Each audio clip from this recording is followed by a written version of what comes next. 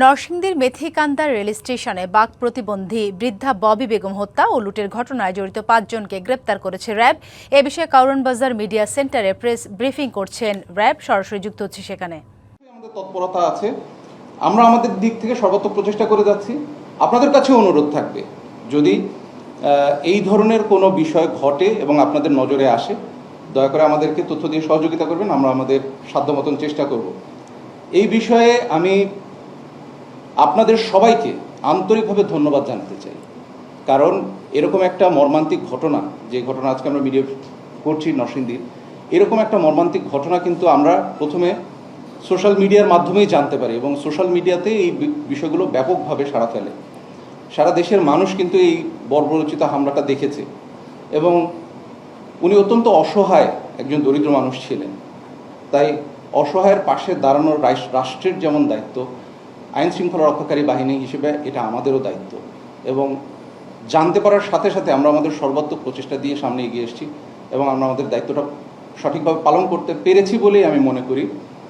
Bangla QR যেখানে নগদ payment সেখানে। সারা দেশে 10 লাখেরও বেশি মার্চেন্টে নগদে পেমেন্ট করুন খুব সহজে।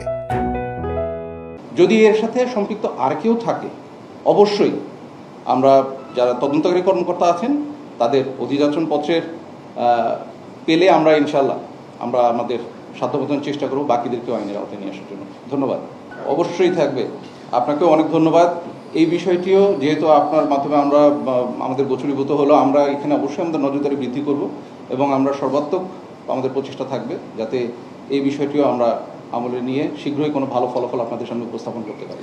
এই ঘটনাতেও কিন্তু আমরা রেলওয়ে পুলিশ ভৈরবের সাথে সমন্বিতভাবেই কাজ করেছি, একসাথে কাজ করেছি, যার কারণে সহজ হয়ে গেছে তাদেরকে আইনের আওতায় নিয়ে আসা। তো আপনি যে এরিয়ার কথা বললেন, আমাদের কাছে যদি তথ্য আসে বা রেলওয়ে পুলিশ ভৈরব বা কনসার্ন রেলওয়ে পুলিশ আমাদেরকে জানালে আমরা তাৎক্ষণিকভাবে জড়িত হব।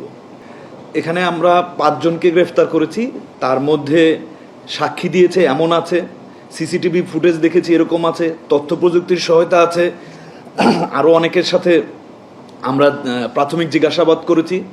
তো তারা অবশ্যই সম্পৃক্ততা পাওয়া গিয়েছে বিধায় তাদেরকে আমরা আইনের আওতায় নিয়ে এসেছি। এরপরেও তদন্তকারী কর্মকর্তা ফার্দার তদন্ত করবেন এবং বিচারিক প্রক্রিয়ার মাধ্যমে চূড়ান্ত সত্য উদ্ঘাটিত হবে।